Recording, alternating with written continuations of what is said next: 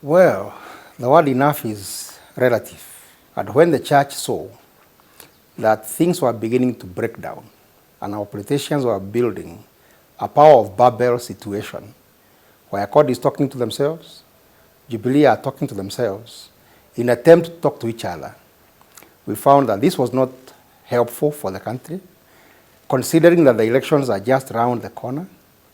All the signals seemed to indicate we were back to the path of 2007. We considered it important to engage and speak with the various stakeholders, encouraging them to find a solution, but also seeking to understand what really are the issues. And you've mentioned that you're trying to establish what exactly are the main issues, and you've talked to both sides. Where is the bitterness coming from, apart from the issue of having IEBC officer commissioners leave office? How come they don't see eye to eye? What is the main bone of contention here?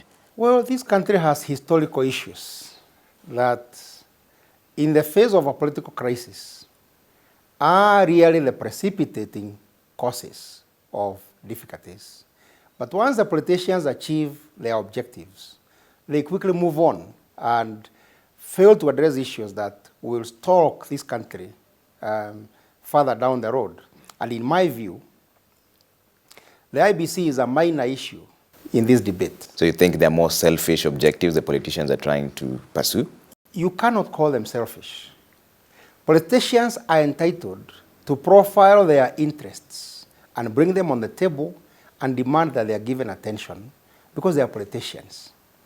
Mark you, they represent people. And when you see hardline positions, sometimes that is on behalf of the constituencies that are represented.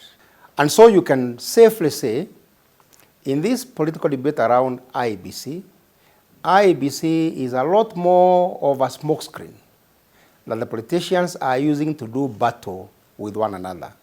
They have deeper issues. And sitting with the CORD coalition, they have a huge portfolio of issues that need to be engaged.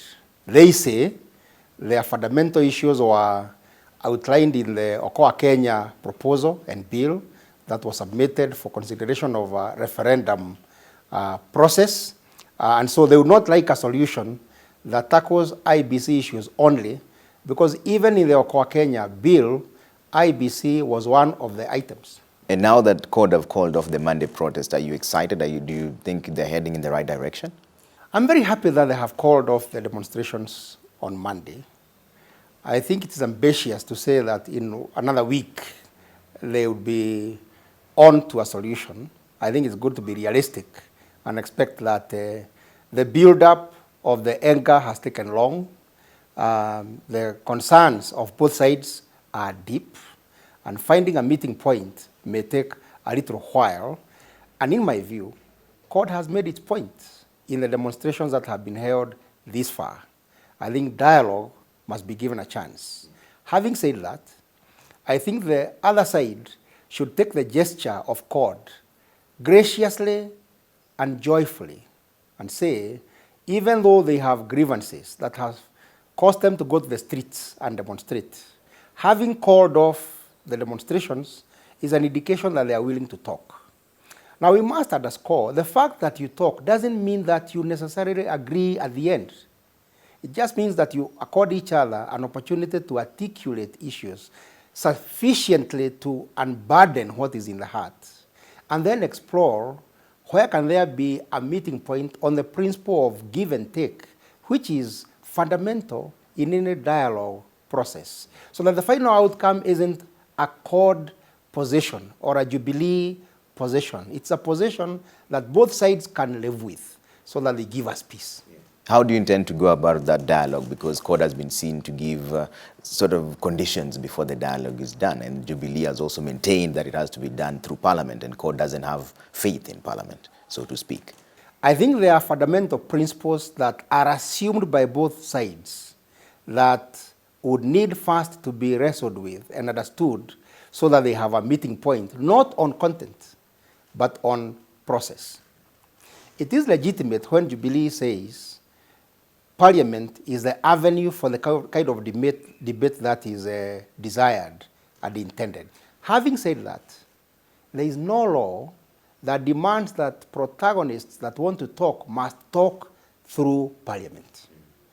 There is no law that prohibits the President or the leaders of government from engaging members of the opposition side in a dialogue that is structured so that it is outside the law. Yeah. Conversation in Kenya is legal. It's completely acceptable. I think we must deal with the hang-ups that may be a reason for the belligerence so that people can come round the table. Now, the President doesn't have even to talk directly. It is possible, if the objectives of CORD are clarified, for a mechanism to be found for them to be dealt with in an acceptable manner that has respect for both sides. And I think that is where we are headed. The church leaders are willing to continue participating and agonizing with all the parties to find amicable ways of dealing with this crisis. Yeah, before I let you go, what is the game plan should this stalemate continue beyond next week? Because they've only called Monday's protest off. I think Kenyans should give CORD the good faith that they deserve for the gesture they have made. What is not acceptable is when they have stretched an olive branch to nurture conversation, for that to be treated with contempt by anyone. And I am looking forward to hearing the Jubilee side warmly welcoming the gesture and making a statemently response to that gesture. And finally, what would be your message to Kenyans who are a bit jittery considering the political issues that are going on right now? Well, to ask Kenyans to be calm. This country has been near a precipice many times and found its way out. I am glad that this debate has come this far ahead of the election, even though it is round the corner. Kenyans are prayerful people. They should pray for this process. And within their limitations, in the corners where they are, endeavor to make a contribution.